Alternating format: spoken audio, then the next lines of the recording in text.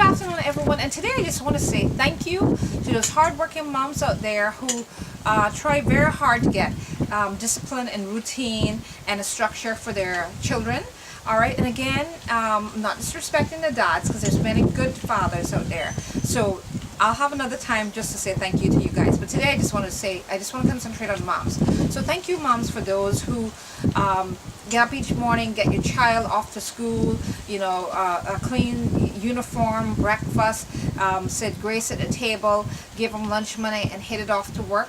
Then after that, you come back and you pick your child up from whether it's after school program or maybe a music class or football, whatever extracurricular activity they did. You pick your child up, you bring your child home, or maybe the child came home on a bus, either one.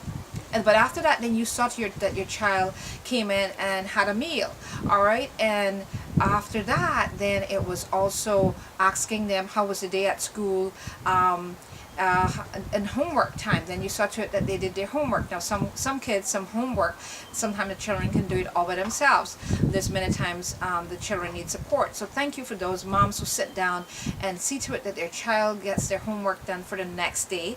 All right, after homework, then I've seen moms then that say, okay, Johnny or Jeannie, now it's time for a bath and brush your teeth. All right, and again, that's great. That's good for structure. That's good for routine. That's good for hygiene. All right, after that, then it's the bedtime.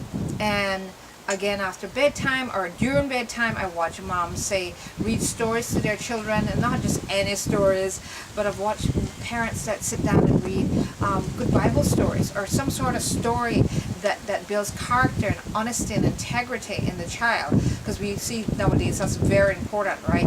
That we can have our young men and the young women where they can have, you know, big jobs and all that kind of stuff, but many times they get lose their job or lose their way through life just because of lack of honesty and integrity. All right, so it's very important when we take stories and talk to them, have a story based on that, or talk to them about just integrity and honesty in their life.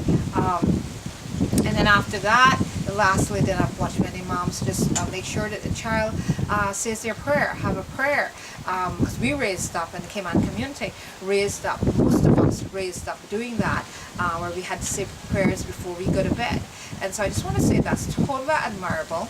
I appreciate the moms that take that time out, spend time with their children, so that when they grow up, they have an idea of what little structure and routine and guidance look like, especially on a weekday.